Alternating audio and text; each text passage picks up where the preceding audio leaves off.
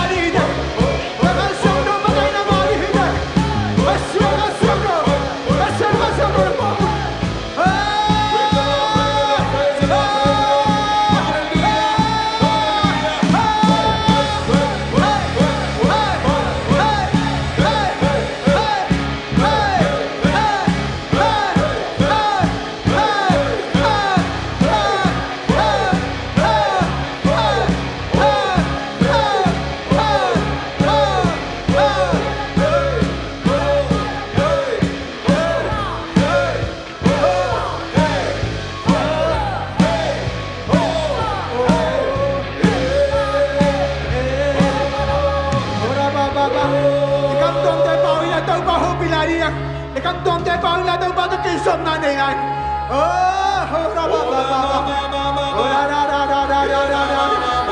tôi đến đâu mà hạt xiang đôi ta là ngày na sơ bi tôi nung đi chân cái hàng cái bột gì à mi khe tôi tung cái hàng cái bột gì tôi đến nắng lại cái tôi sâu tôi khát đâu mà nông bột gì nó cái đôi xiang đàn đàn đâu mà hạt xiang đâu tôi đến đây là cả nàng xem nó mới đâu bay nàng xem rồi đâu bay này cái tăng sập nào tôi không thấy đuôi đâu bay ai rồi nàng làm bận coi chỉ bay coi chỉ cần xuân chỉ đâu bay nàng ông nhân nào về về oh thank you Lord hey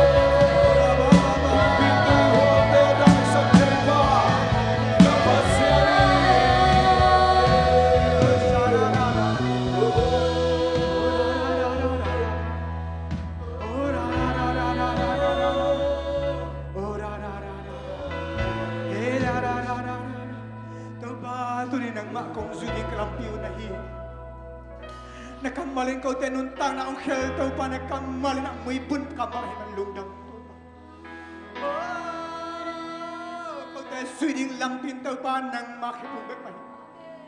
Oh, hallelujah, sarababababa. Hera na na na na na na. Oh, ra ra ba ba ba. Oh, ra ra ra ra ra ra ra ra. Di kisara.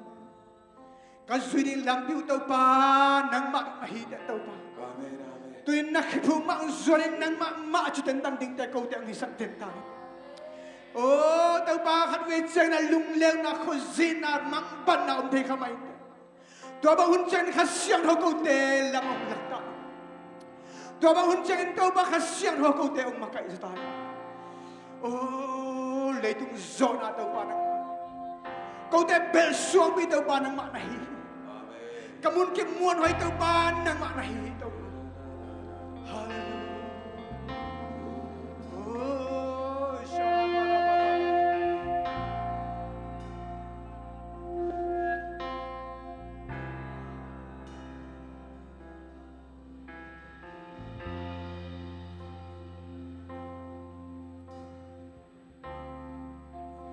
kim de pam lung zin na te. Tuy hual pang in hong tuam zo Kating na Zeisu suang pi Kipin kiteng ngay ke Zeisu bek mi suang bet ni Tuy hual tung lang ka pai ni Lao ding bang manay non ke Zeisu in kakule Keep swung peace, Zeisu, kay mating nami, itong haksan namin, itong kakwalsomi, itong tawh pasa, kasungaong palianso, na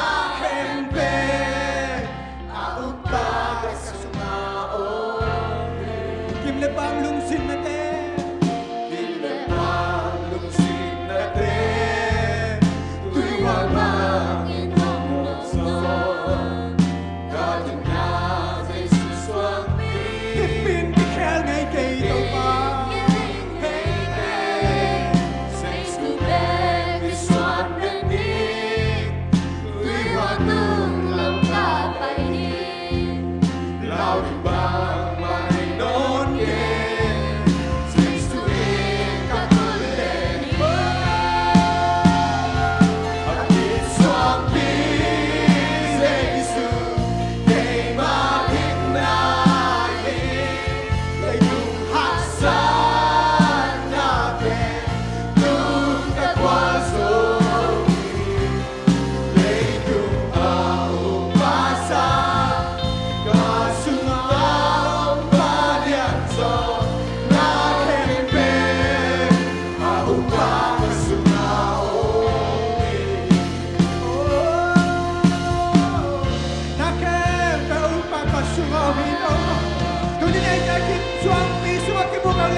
Yang senada tu suami igual zona papan dan orang langsung ni.